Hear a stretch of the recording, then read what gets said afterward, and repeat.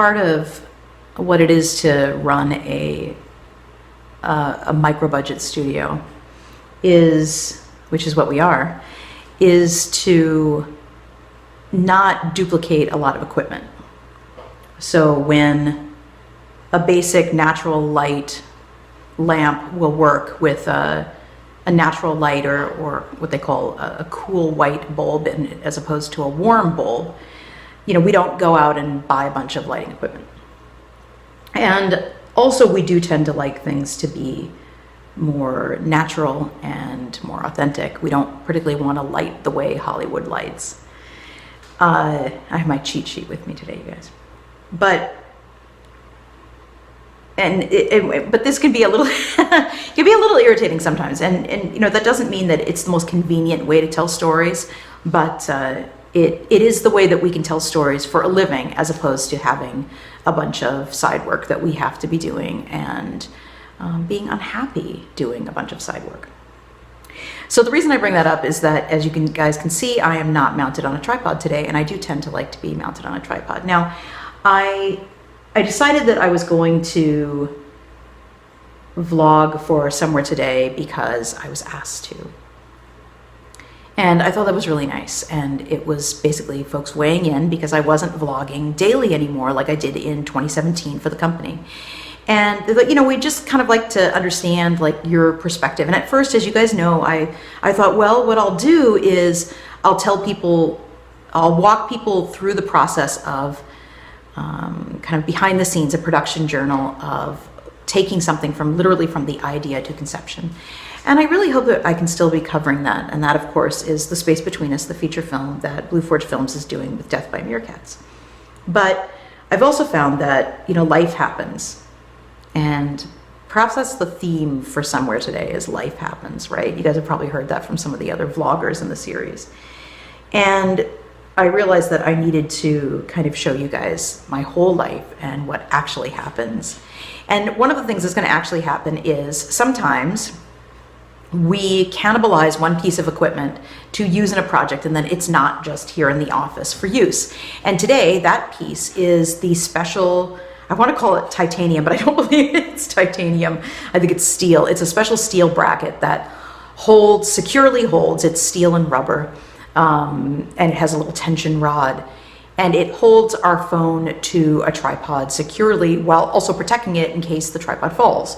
Well, that little component is being used in a filter rig right now that's attached to an iron wheel for shooting the project Trade. I also remembered that, so anyway, sorry you guys, right, like I'm rambling, right? But that's who I am.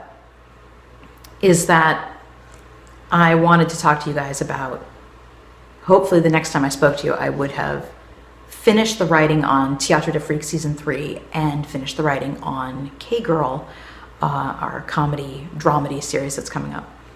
And so what I come to you today with is I'm, one, handheld instead of on a tripod. That's the whole reason, that whole story, that I don't have that piece of equipment. And two, neither of those things have been completed. As a matter of fact, neither of those things have I even gotten to sit down to work on. Now, those were positives in that we wound up having to reprioritize and put a bunch of commercial DVD releases in front of the writing of those two projects. And that was a huge thing, because sometimes we have to prioritize things according to, okay, what is going to pay the bills right now? And sometimes we have to prioritize things as in which project has the most number of people that are waiting for it to launch. And the commercial DVDs were that. Those folks that were involved in those projects had been waiting longer than the K-Girl and Théâtre de Freak Season 3.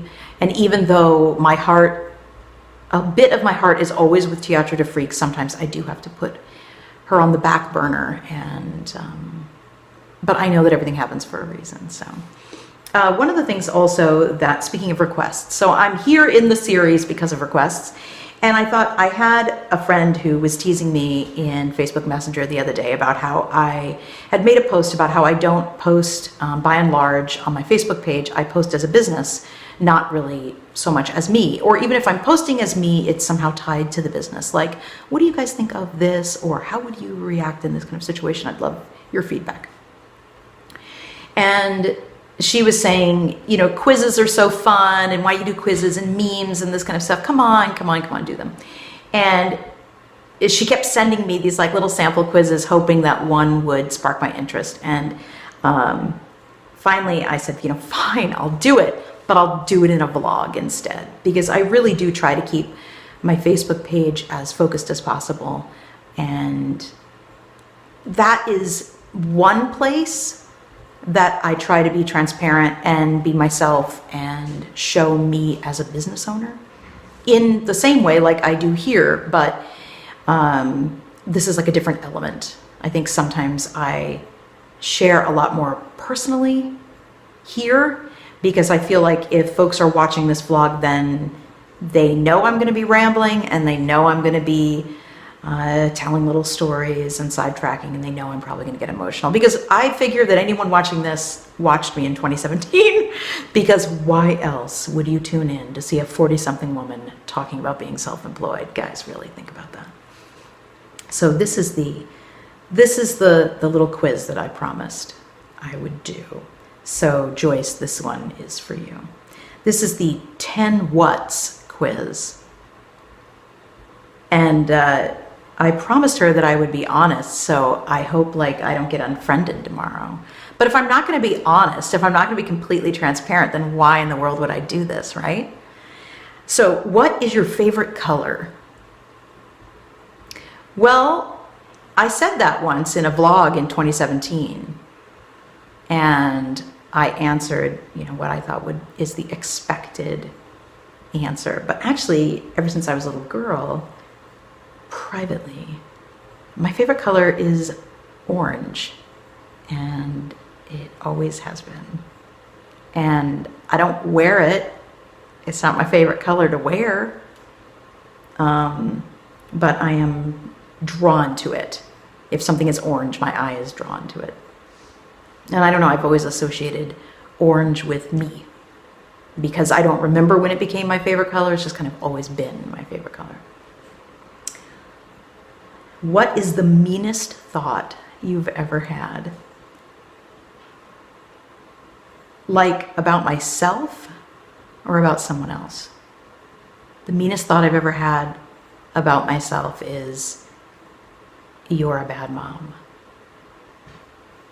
Because I took so long to get out of an abusive relationship. What is the meanest thought I've ever had about someone else?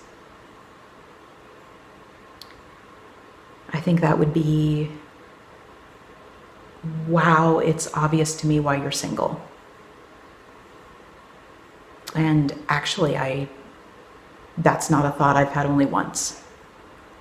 I think sometimes people complain about being single, and then I have them on set and they're abrasive and contradictory, and they correct other people. They start sentences with actually.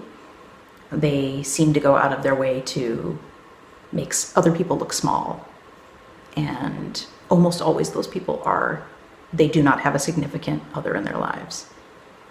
And I've always thought that was very mean of myself, but it's a thought that I have had more than once, and I'm just always like, do you not understand how to be a good listener? Do you not understand how to actually be a decent human being and talk to someone in a way that they want to be spoken to, that they feel respected and engaged and loved?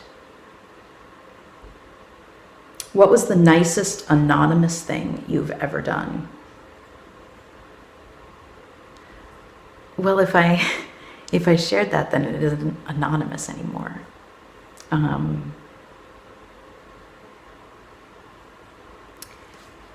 I've written references for people that maybe I shouldn't have. I've certainly done the cool thing where you pay for you pay for, the order in the car behind you in a drive-through.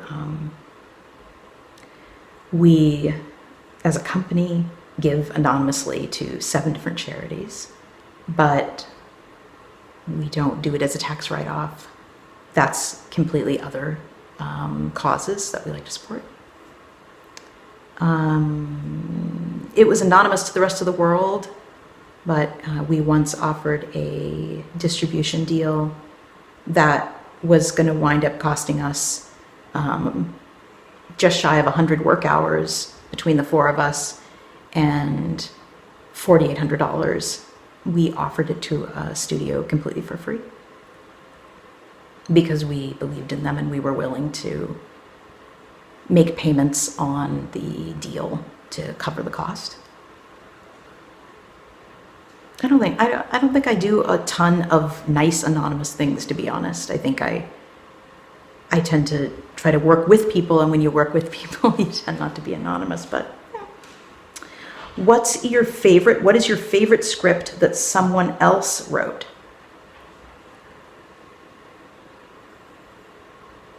I really liked, I think it's called The Sands of Time. Yes, it's called The Sands of Time. I really like The Sands of Time by Amber Rainey. That was created for one of our Forge Flashpoints. I really liked that script. I thought it was very subtle and it drew on imagery. And it had to be a silent film. And so you go with, duh, it drew on imagery. But no, actually, like, it drew on imagery well. Let me put it that way. That's the one that leaps to mind because I often think of that one. And I think of the raw emotion that the actors brought. I think it was powerfully done, and it was written live. So there's that. I think in terms of my favorite script that Brianne or Maxwell has written, I think that would be like impossible for me to answer because I feel like every time Maxwell gives me a script, it's a new facet of himself. And every time Brianne hands me a script, it's a realization of a dream of hers. And so it's like, I love all of them. In terms of like Hollywood, I don't know, the films that I like are kind of quirky. Hotel Infinity was a short film that I adored. I thought Mulholland Drive was incredibly dark, but very powerful. What is your favorite script that you wrote? I love my short film, Cross.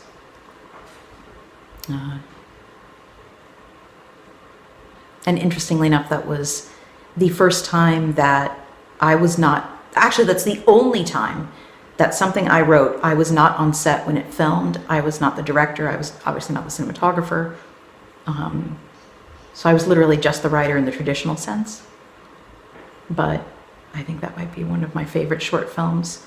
What is my favorite script that I wrote that's a feature film? That would be Black Bishop, Red Queen, which is interesting because it was not a script. It was milestones, lists of emotional beats to hit scene by scene, and that's it. So it was very much not ad-libbed, it was very controlled, but it was like a list of imagery. And I loved that.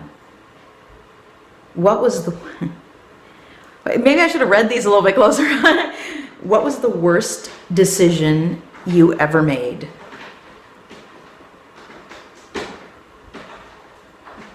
I don't feel I can say that. And I don't think I can answer this. And the reason I feel like I can't answer this is because I'm one of those people that believes very strongly that like the worst decisions that we make, they lead to other things. They learn to us learning something. So like, yeah, right off the top of my head, I can think of like something almost two things last year in 2017 that were like the worst decisions I could make for my family. Or I could go back further and, go back to that abusive relationship. Like, well, the worst decision I ever made was staying for so long, not standing up for myself. But all of those things have shaped me and shaped the kids, and the more recent decisions have shaped Brianne and I as a couple. And so the worst decision I ever made. Gosh, I can think of like some of the best decisions I ever made. The worst decision I ever made.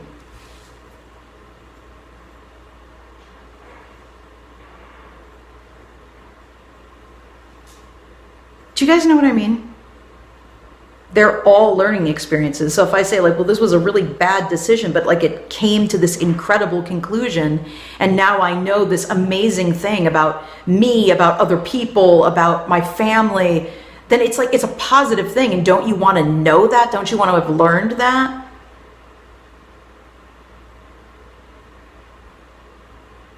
Okay, so I'll do something, and I know this is going to seem trivial, but this one to me does not have a domino effect because I don't think I needed to learn this lesson. The worst decision I ever made was upon getting out of that abusive relationship. See how, I know, it's like my life has these really big, like kind of stakes in it. I was angry, and there was this day that I was tearing things apart in the house, you know, changing it, making it mine. And there was a door. There was a door to the master bedroom that I decided I was going to take off the hinges because I wasn't going to have a door on that room anymore. And I was alone, and I got a hammer. Hi, Beltane. I got a hammer, and I got this really giant screwdriver. I think it's like for like doing something with a trailer or something. And I just started hitting it because the house had settled over the years, and the door was solid core and heavy. And I started hitting at these hinges, and I was, hey kitty, I'm okay. I wasn't saying the worst decision ever was to have 22 pets. Here's Beltane. She was in Ghost Sniffers, you guys. I know, I've told you that like a million times.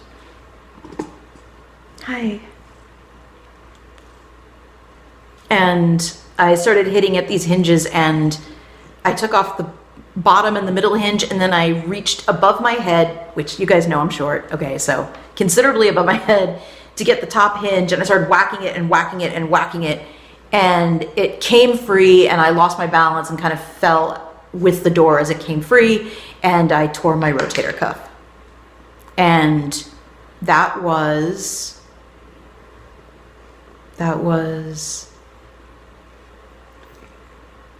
4 or 5 years ago.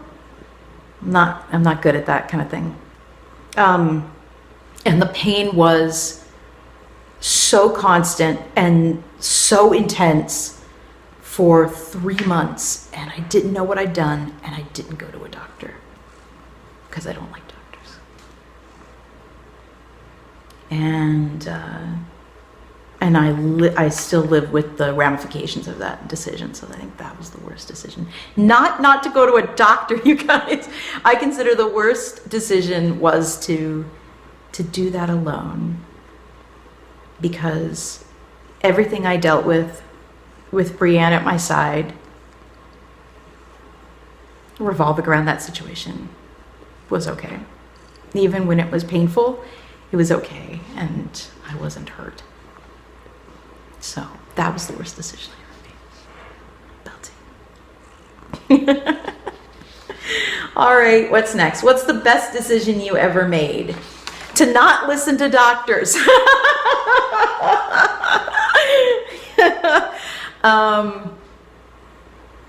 To not listen.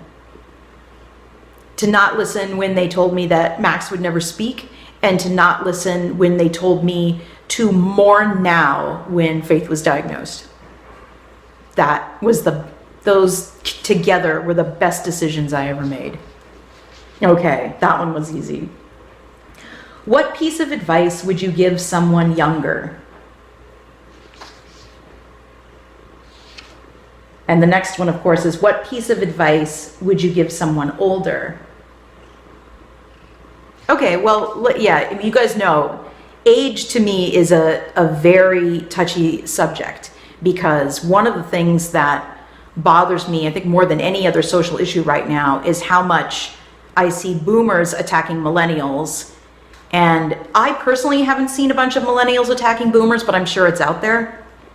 So I'm going to take this backwards. The piece of advice I would give to someone older than me, which I think would pretty much make them a boomer, because I think I fall into Gen X, and I think the one right before me is Boomer, right? So the piece of advice I would give boomers is don't be an ageist ass. It's not okay. You're not better than every other generation. Every generation is here for a reason, and we're all building on everyone who came before us in a good way. That's how we're supposed to do this. So stop attacking the millennials, and definitely stop attacking the, whatever we're calling them now. I've heard them called Gen Y, I've heard them called Gen Z, I've heard them called the Columbine generation the other day. Just stop. It's not funny. The memes are not funny. Joking about the Tide Pod challenge, not funny. And maybe embrace them and respect them as adults, because guess what, guys? They are. The millennials aren't kiddos anymore. So that would be my piece of advice to the boomers. My piece of advice to millennials: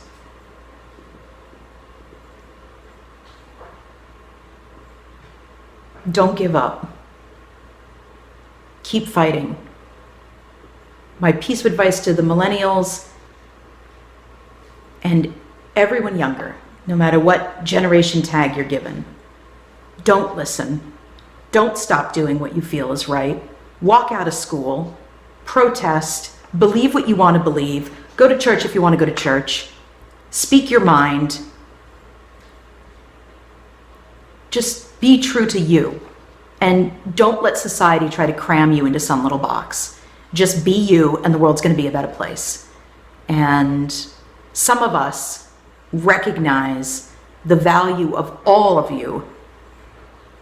Boomers, millennials, all these other little generations beneath, whatever it is. Some of us understand the value of having a variety of perspectives and respect everyone. So hang in there. Maybe everybody should just hang in there. Maybe that should be my advice to everyone. Last one, guys, of the 10 whats. What would you do differently? What would I do differently? Absolutely nothing. I am deliriously happy, insanely grateful. I would change nothing.